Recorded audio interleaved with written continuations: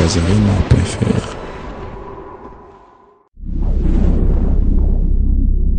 Kazarema.fr. Pour voir plus de vidéos chrétiennes en exclusivité, tapez www.kazarema.fr. L'esprit de feu. Yama, Yama, Yama, Yama, Yama, Yama, Yama. Okomo Yesu.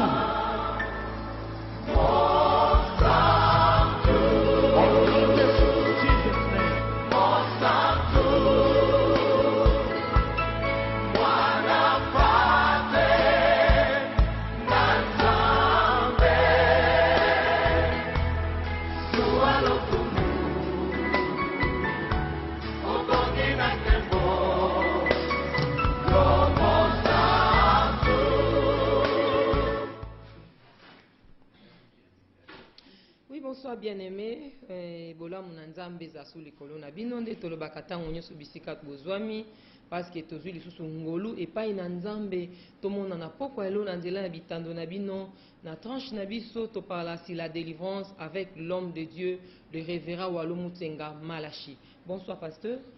Bonsoir ma soeur, bonsoir bandeko nyonso bazolanda biso na Kinshasa, Brazzaville et les environs. Mokonzi ya pambola votre disponibilité. Merci beaucoup. Tondimi ke libota na nzambe pambolami par la déclaration de l'homme de Dieu, parce que notre Dieu est celui qui accomplit les paroles de ses serviteurs. Alors pasteur, pourquoi l'autre nous parler sur le risque du diable? Tu es évité par définition. Bon, le risque du diable. Ah oui, il y a un problème dans le domaine tant que sur le risque du diable. Normalement, sur le temps de la Bible, calmement, tout le monde que notre Sauveur et Seigneur Jésus-Christ a l'obéla qui biso mingi sur le diable, a parlé qui mingi sur les réalités sataniques. Alors, diable azamutu oyo, ce qui est nature naïe d'abord, azali terrorisé asalaka na makambo lokola ye te. Donc ami bomba quelque part. Bon, pas comme bomba mais azana ba méthode de belé à utiliser pour séduire beaucoup de gens na ba rise na ye ya ténèbres. Na sens ne bato mingi lelo baza sous l'influence de l'ennemi. Mais bango moko bazoye bateke bazana se ya barize ya Satan. Oyebi que koloba Satan azarise eli koloba azali motoyo a mélangeaka mensonge na vérité. Koloba Satan azarise ememi biso na 2 Corinthiens chapitre 11 verset 14. Balobi lokola yango ezali likambo ya kokamwa te pamba te Satana ase déguisaka en ange de lumière. Aza ange ya lumière te me barise na ye etindaka ye akoma lokola ange de lumière.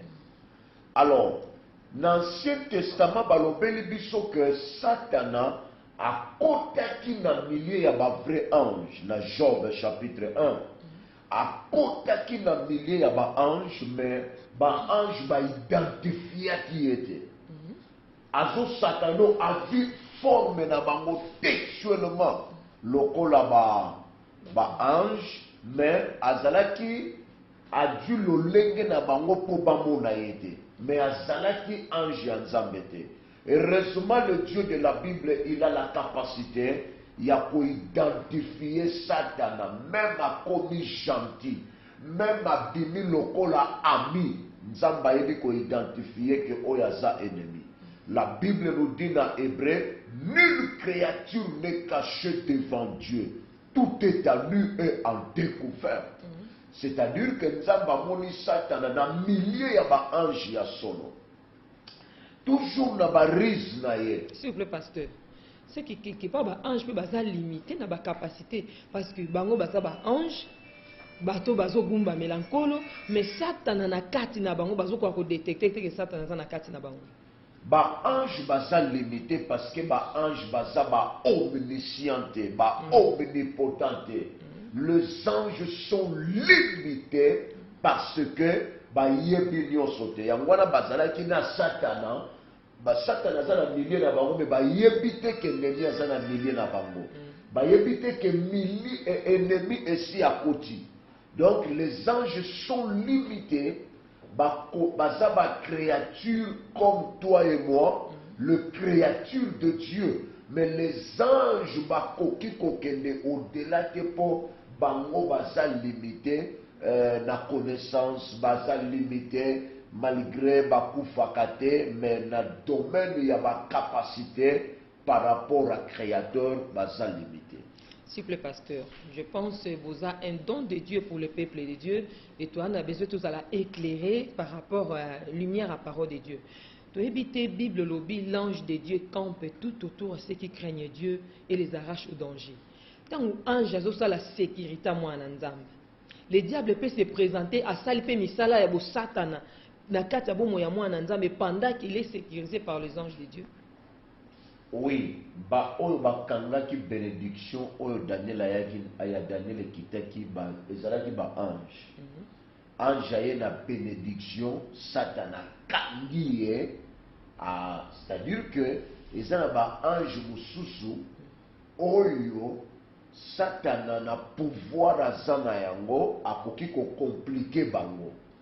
Mais le Dieu de la Bible atindaki mususu ange aya ko libérer wana pe akidisa bénédiction à Daniel. Vraiment. Donc les anges sont limités, les anges bazaba omnipotents, les anges bazaba omniscients, bazaba limités.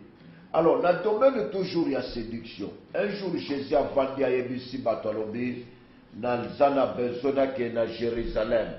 Bongo kuna na kokende bakobeta nga bakobomanga 3 jours après na kozala ressuscité.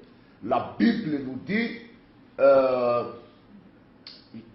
Satan a koteli Pierre pour apekisa Jésus akende kuna talobi makamwane kosala melayote.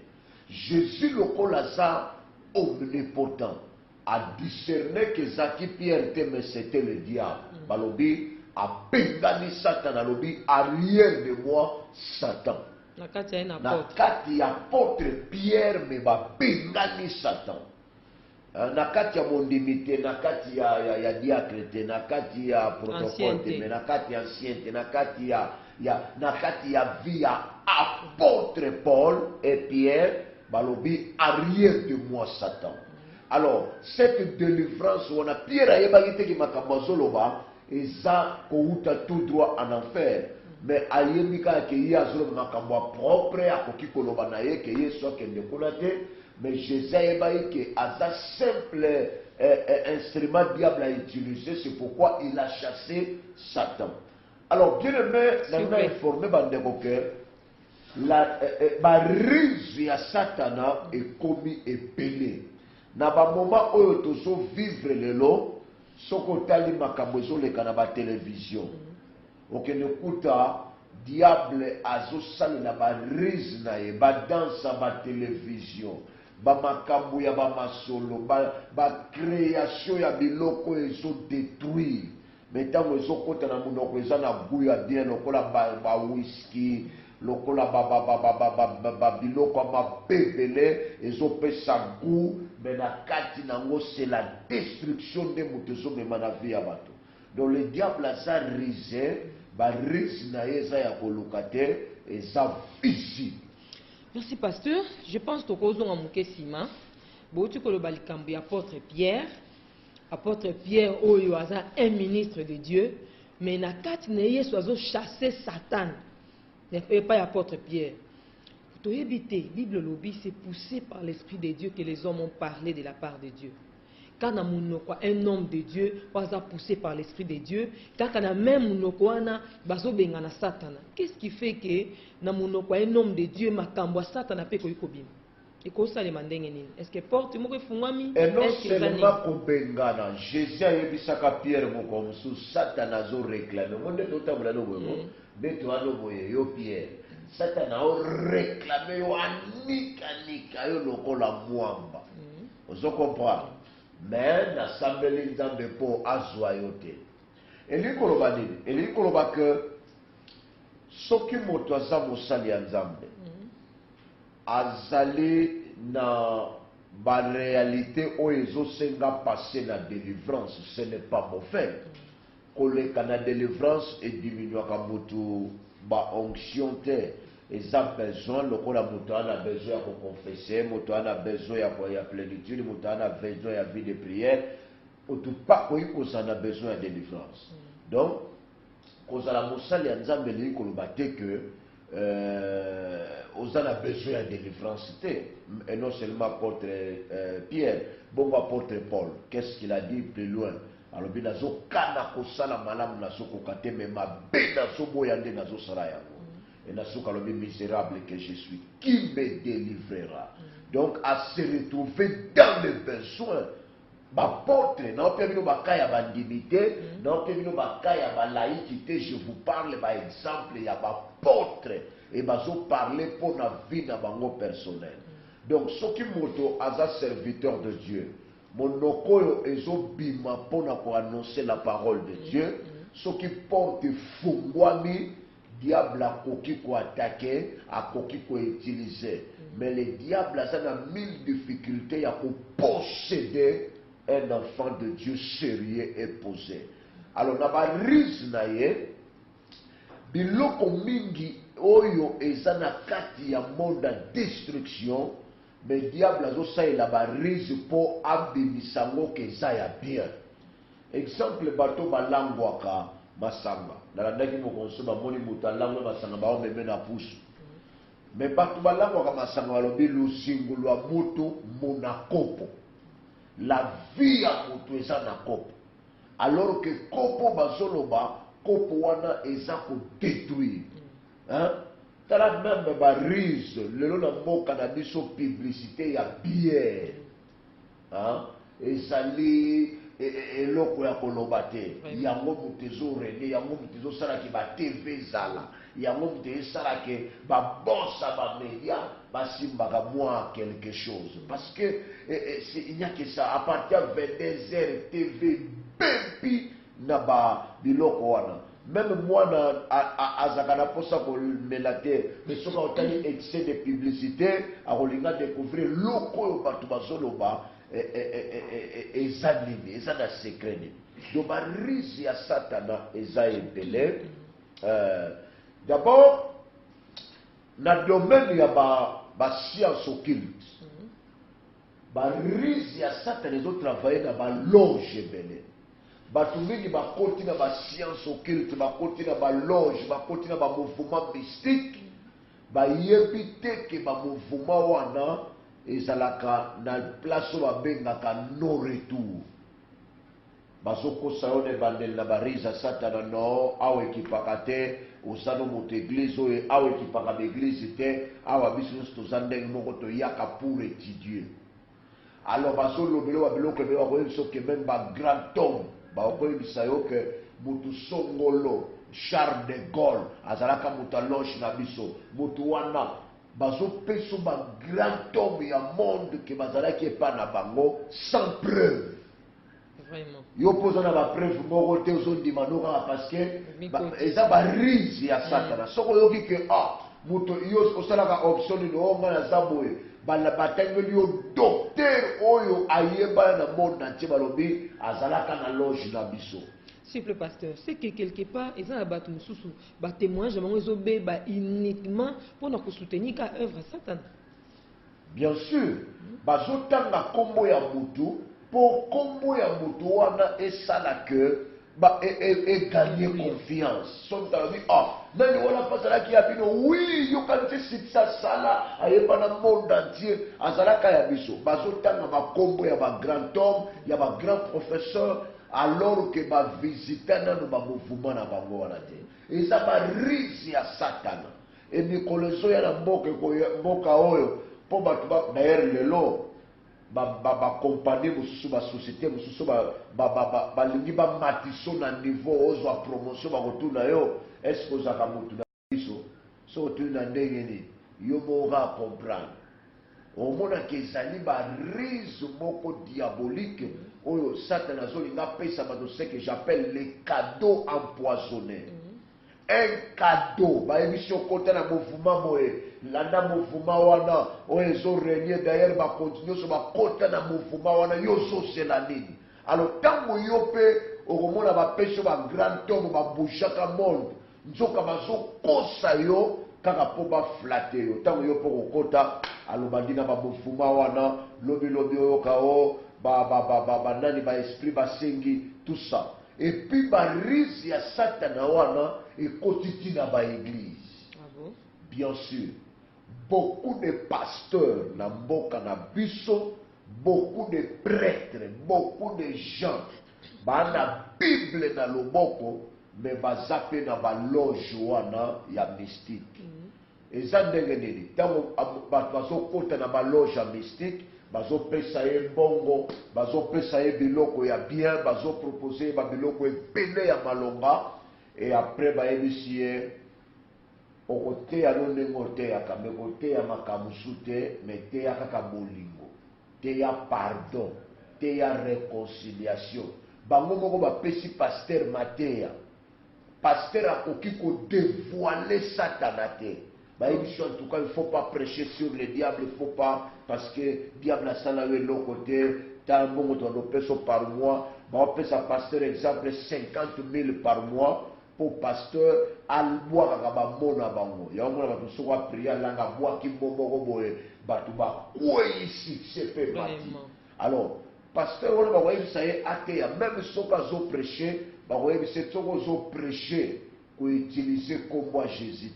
Donc à ça on attend ya koluka message te onzamba ko pese pour le peuple de Dieu message comme ko dépend même so ka zo prêcher bien zo te ya ba c'est batuka que oh le Seigneur est merveilleux. Le Seigneur vous aime. Oh, le Seigneur est grand. Si vous retournez à quel Seigneur? Encore le belabino passé, on a aussi comme on est continué à la maison. En tout cas, Dieu est grand. Dieu est puissant. Dieu, il s'agit de quel Dieu? La Bible nous dit nous avons plusieurs dieux. De ce que vous dites, moto, à l'ongoli combo Jésus, à Sitanasu combo Jésus pendant le service. Pendant la prédication, pendant le message. Oh, que le Seigneur vous bénisse. Oh, alors le Seigneur va se béler. Sarah pas benga ki Abraham Seigneur. Abraham Seigneur. Nani musicien moko ya mboka na so benga Seigneur. Oh, ba Seigneur va se béler. Ce qui passe là au Seigneur, Seigneur, Seigneur ni. Tabule il fait comme le Seigneur. S'il vous plaît pasteur. S'il vous plaît. Tu veux tant que le qui baso ko tanga comme moi Jésus, c'est que tant comme moi Jésus, na Dieu. Et ça a des différences d'efficacité. Bien sûr. Ce qui va l'objet Dieu. La Bible nous dit nous avons plusieurs dieux. Bah toi Satan va bien rappeler Satan à Dieu.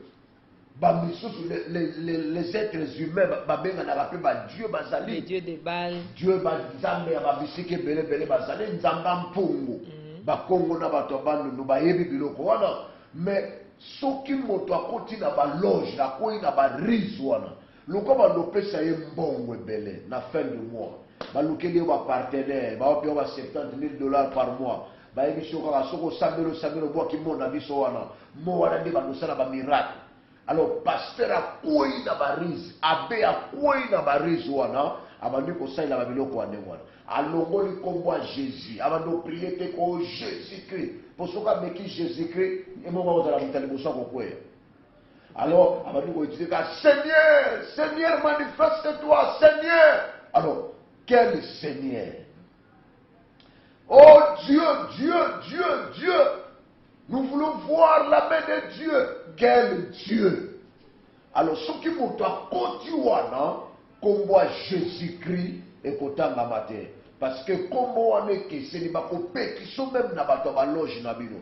bako biso ko tanga kombo wana te to linga kango te et puis so ko lingi to yokana effacer kombo wana et na ba église belé bandimio bazana ba discernement bandimio baza rempli du Saint-Esprit, babandi déjà pour comprendre que ebele ya ba pasteur basi basimbi, ebele ya bato ebele si ba de bwakami na makambo wana et comme ça que le diable aza ko kwesa ba risque na ye na bisika ebele. Mais pasteur, conséquence ni ekokoma na kati ya peuple de Dieu, on va se retrouver dans l'église oyo pasteur na ye asa koti na baloge. Botang azo pousser crime moko boy soit tatangi kombo moko ya monde atene bato bakwei. To ebite conséquence ni peuple dia ko kuta nango na kati ya makambo wana.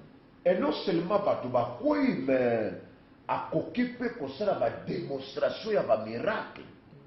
Miracle pe bato balobi nzambe asali. Siko ba conséquence eza mingi ezali. Parce que ce qui m'a appris dans la rise à Satan, net to parlo pe ba occultisme, ba loge, ba biloko mystique. Église wana bato baza na vie de prière efficace. O bazo luka Jésus-Christ le Dieu tout puissant. Ba koyo kana tena pasteur ba koza na conflit. Vraiment. Wana loko liboso. O mona pasteur ba do yina bango wa isota agobe wa bi frère. Na yebi si yo soki okoki awa te luka église musu d'ailleurs nga mo na bengani yo bima kende. Frère azo comprendre te ngana Frère a comprendre te ngana pasteur toi bien nzoka pasteur a sentir que la présence ya frère ils ont dérangé parce que le frère a prié Jésus-Christ le Dieu tout puissant mais ye pasteur a na biloko mystique ezoyo kanate. D'ailleurs même ba kolologe ba okoyebisa que dans votre église vous avez une sœur éloignée ye musika na yo. Yango na mona ba okosala ba méthode ba mona ba tuso ali passer a koseli mutu azando. Atindi bato ba ndo critiquer eti o mona pe mutu akomi mal à l'aise à quitter église. Nzoka sima appellation wana ezala misala mususu ya mabe ezo salama. Deuxième conséquence ya bato bakoyi na ba ruse ya Satana ezali la mort moko subite ou bien la mort précoce. Bato nyuso bakoyi na ba ruse ya Satana bakufaka liwa moko bizarre. Mon frère, ma soeur, moto akosayo te soki ozo sala misala ya Satana oza dirigé na un marabout, na un féticheur, oza soutenu na ba loge mystique, na ba science occulte. Vie na yo eza lié na médaille, eza lié na gourmette, eza lié na bague. Na lingi na yebisa yo conséquence eza ke liwano ekosalama brusquement. Bato boli tomona ake kolala normal me babendi ye na sapongi. Parce que tango yo ozosalela baninga ozozwa mbongo ozozwa bozwi ya ndenge na ndenge yeba malamu ke un jour yo pe bakozwa yo okende koservir bato mosusu do yo po komi esclave osalelaka bato mosusu do eza lokola makelemba bato boni basimba mbongo akisi basuka mabe. Troisième conséquence ezali c'est possible ya kobota bakizengi. Oh oui. Moto oyo aza na misala ya aza soutenu par le diable ou le collaborateur de Satan, il y a la possibilité à bota bano babengaka ba rester. Babizengi bakizengi bakozala ebele na famille. Au moins bana baza na retard à croissance, bana baza na c'est-à-dire bana moko oyo si ba sacrifier na yambaki un cas ya délivrance oyo tata azana misala ya mabe azana ba maison mystique soki akouche na mwana ne propre abota ale mbongo ekoti na ndako mbongo ya mbongo ba dollar oyo ye na salaire te eye na biloko mosusu oyo bino boyebi te. Donc somon papa wana mwana na ye moko propre agataka mwana wana atiaka ye à l'aise mais mbongo ebimaka na rapport sexuel ya ye na mwana soki asali rapport sexuel na mwana nde propre nde mbongo akosomba mapango ebimi mbongo ebele ebimi eye kotinda ye asorganize mpe azala na makambo ebele ya bien na vie. c'est que bana bongo bakokuta na kati ya domination diabolique parce que pour que moi na accepter ko coucher na papa na ye d'abord c'est une abomination et puis l'enfant est déjà sacrifié. Mwana wana oyo azo coucher na papa motaye mwana wana aza déjà sacrifié likoloba ke aza mwana moko oyo asali inceste aza na babomination aza na bamalédiction et puis a commis déjà machine ya production. Donc ye nzoto na ye te zotinda tata azwa mbongo ebele et mwana wana aza lokola instrument diabolique pour la production. Mususu kutu balobela na solaki eyali tata ana misala ya mabe soki alinga bibisa mbongo mwana oyo akomisaki zengi il faut aleka diarrhée. Ozo comprendre? So mwana wana asali diarrhée tata wana mbongo ekomi ebele nini esalambaka mwana wana soki moko papa alinga bibisa mbongo papa wana kolinga te mwana wana bima sino akesala diarrhée pa mosusu il faut diarrhée wana sayedango kaka na lopango na bango oma papa wana moko wana akendaka mosala te avandi kaka otuni abi aujourd'hui okobima te mwana abi mwana aketambola bakamana nanga bi aujourd'hui okobima te akangeli mwana wana na ndako nzoka papa azozela diarrhée alors okobima te nakobima na okobima te papa akendaka mosala te jour oyo mwana asengeli asala diarrhée. Alors avandi pe wana ti azozela mwana surveille apesi baordre basentinelle bapolicier mwana abima te mwana pa vandi ti soki mposa kosala nini esali ale mwana keye ale ntango asali diarrhée kaka papa ayebisi ye maintenant tu peux sortir comme tu veux. Donc diarrhée wana mwana azomona lokola osala diarrhée normale nzoka eyali konginda ya tata. Donc la bénédiction ya papa ezodépendre na diarrhée. Mokolo mwana akende sala diarrhée pa mosusu na délai ya kobimisa père akozala na problème. Ya mwana verset lobi c'est la bénédiction de l'Éternel qui enrichit et ne le fait suivre d'aucun chagrin. Nazoyebisa motu nyonso oyo azoyoka biso monde ya ténèbre ezalaka na face A na face B. Soki ezosepeliso lelo soki ezotia yo à l'aise lelo yeba bien que possibilité ya kokite monde oyo avant ezali yo kanisi babimisela yo kaka babimisela ko babimiselaka moko mosu okanisa kaka eza mokolo ya kobimisa nzoka eza mokolo ya kozwa yo moko okei ya lokola garso moko azali na kisi ya kolimwa nzoka ndela kisi esi esila yaki esala eyoma asali désordre akotisi esprit nalimwa atikali Vraiment. nalimwaka bayebisi epi yoyo abinga nalimwaka bomona te bookosa babi yoyoyo pena otodio bakemaba bazwi ye donc ndenge bato baza na monde ya science occulte bazali aza sûr ke mbongo na ye koépargne elokuta d'ailleurs baliwa bato ba science occulte ezaka baliwa moko compliqué soko okebi toke ngulungulu okobima litabisi olandi ye omona mpe baaccident mosusu ezalaka na kati ya bamituka nzoka baesprit bazoluka mutu moko me yo lokola bovandaki nde pembeni soki oza na nzambe te okei donc mpo batendre ye fo mutuke tuta yo ale yo bomi ye okomprendre donc obimi lokola mbeka mpo ovandi na pembeni na moto oyo azali na bilaka ya kozwama na bacirconstance nyonso ezali babiloko moko diabolique. Tolingi toyebisa bandeko mokili eza ya kobeba. La Bible nous dit nous savons que nous sommes de Dieu mais le monde entier est sous la puissance de l'ennemi. Le monde entier est sous la puissance de l'ennemi. Tala de plus en plus ma bezo continue kokola. Biso tango tobotamaka kozwa mbeli même gilette kotia motu eza likambo koyi kobanda kosa ekobandelo ndenge nini mais lelo moto azopapa moninga nde motu lokola azokata nyama zamba nzoka eza baniveau ya barise ya ténèbre ezali. Et aujourd'hui les enfants de Dieu baza condamné ya kofungola miso na barise po nzambe na biso a orienté biso vers la victoire. Et même basali ya nzambe aussi bakoti na baloge tolingi toyebisa bango que ceux qui vont bimiter dans ma maison, dans ma biloko, dans mystique, le Dieu de la Bible a beaucoup que vous ne pouvez pas mélanger sa parole et les choses mystiques. Merci, pasteur.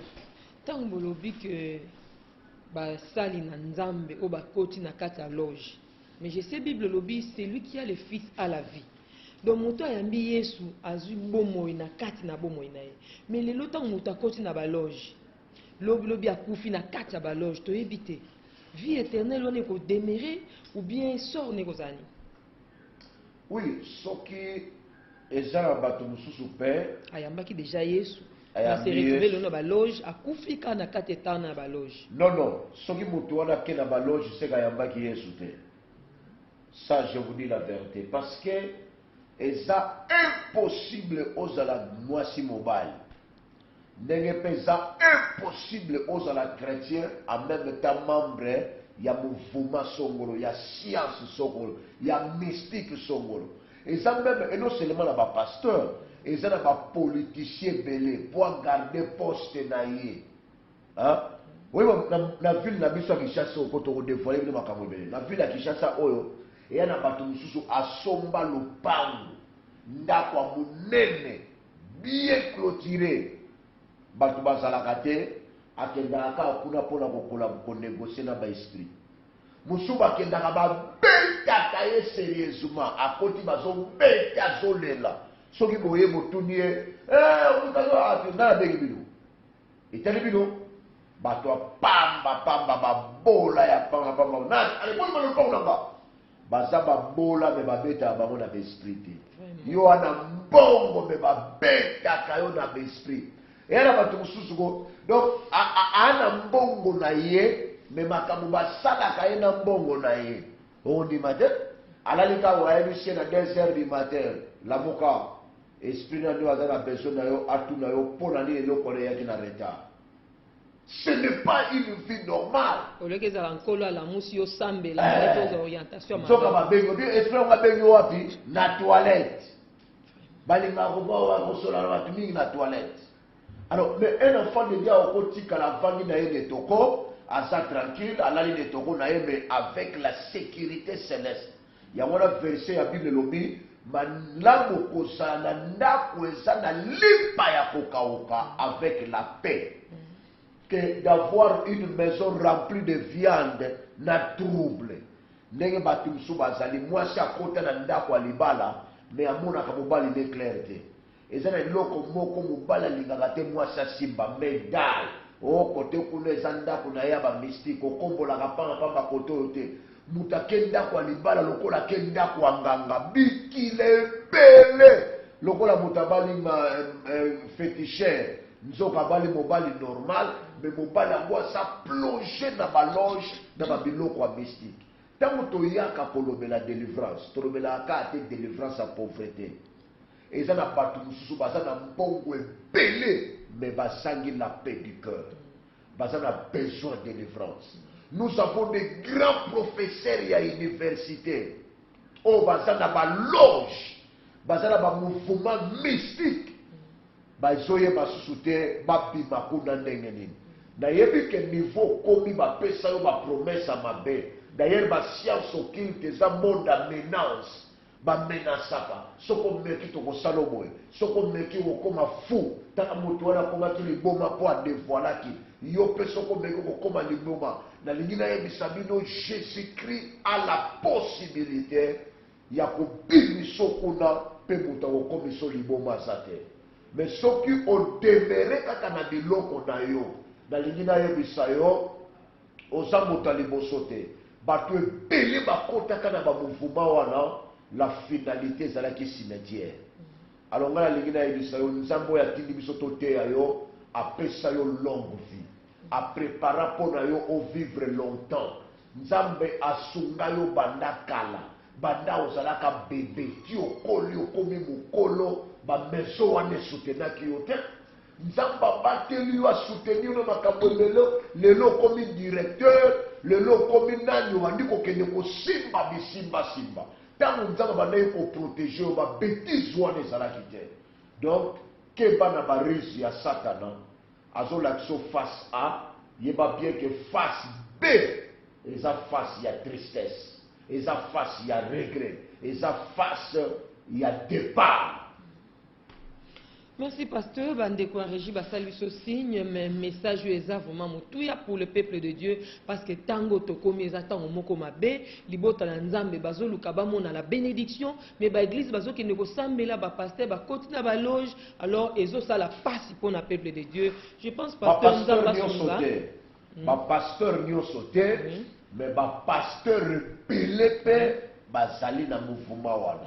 Bamisusu ebele pe bayebi makambo wana batikala kaka bazotalela nzambe na bango oyo abenga bango oyo abanda na bango na rien du tout asimbi bango lelo baza na bomoi. Ce n'est pas tous les pasteurs. Il y a quand même un reste, oui, il y a quand même un reste de l'éternel ba oyo nanu bafukameli bale te basali ba oyo bayebi que Jésus reste le seul médiateur entre Dieu et les hommes. Bato bayebi que malamu nakufa nzala mais Jésus azala glorifié dans ma vie. Ba wana basali. Mais toujours kebisa ba oyo si bakoti bayeba bien que nzambe esi ayebi bango. Alingi te que peuple na ye azala na kati ya confusion. Ba loge ba science occulte et ça va poisson mortel. Tôt ou tard, on peut récompenser les Kambonango, oyo kendaki koluka. Merci pasteur, émission na biso kompenta na suka parce que bandeko a régi bazo konye ko sala biso signe tangu et sili l'heure c'est l'heure et ce qui nzamba sungi biso to ko continuer biso prochainement parce que makambo yo exactement mutuya na thème na biso alelo. Voilà. Donc alors continuer prochainement pour que saka bandeko que ce qui place au Sambelak. Mokambi à église titulaire na bino. Ou bien ba collaborateur na e batanga kaka Seigneur. Oh Dieu tout puissant. Oh notre Dieu. Mais au niveau kuta ebandeli amate ya tina suka prière comme moi Jésus et zate. On a déjà première signe. OK? Ce que moni mokambi à église a commis la guerre na bateau bazalaka sérieux avec Dieu. Bateau balinda Jésus. Les amoureux de Jésus. Baso yo kanate na pasteur. Ce qui est un problème moko est spirituel et un deuxième signe. Mais donc ça va nous connaître ce que tu bandi école la délivrance est bandi où il y a découvrir beaucoup de choses. Na kati ya matière à délivrance peut alinga aïe le dévoilement des stratégies de Satan. L'enseignement est appelé dans l'école de délivrance. Bakoki kobenga biso na ba numéro wana juste après pour avoir la précision concernant l'école de délivrance. Le lot banda ki yango na mokola liboso za ki le lot za ki na plus de 100 étudiants. Alors ceux qui peuvent de kwalingia ya pour participer, la porte est ouverte. Au bengi na numéro toye na limité na église Peniel ministère de délivrance. Oye lobi na 8h de ba pesa yo inscription pour au kota na monde ya connaissance au dévoiler misala ya Satana et puis nzamba utiliser yo pour la destruction du royaume malheureux de Satan.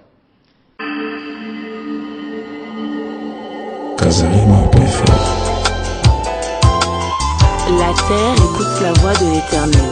Ne jouez pas avec le feu.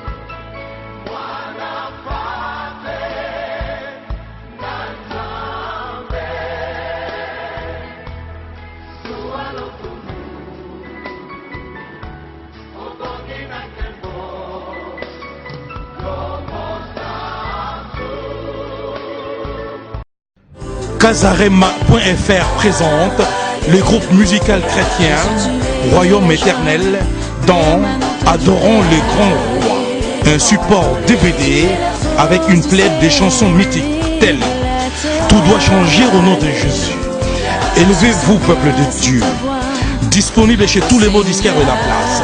DVD Oyo Bozelaki, Pona, ba papa, ba maman, Bana, Mpeli Bota Mobimba, Yangoyo, Ngonge Betty. Adorons l'Éternel, adorons le grand roi. Avec Kazarema, à consommer sans modération. Adorons les grands rois sur support DVD, s'il vous plaît. Avec une plaide des chansons mythiques telles que Tout doit changer au nom de Jésus. Élevez-vous, peuple de Dieu. Bénis les mariages. Papa pe ba mama, pona bana, pe libota mobimba. Pe na ba fête nyonso bolingaka. Album ya kitoko, yangoyo, ba image pour tous. Élevez-vous, peuple de Dieu. Adorons les grands rois. En support DVD, achetez l'original. Sa bonté, sa fidélité, nous garderons pour toujours. Inclinant nos âmes comme des genoux devant sa présence, nous trouverons une faveur. Sa bonté, sa fidélité. Adorons les grands rois. En support DVD, achetez l'original.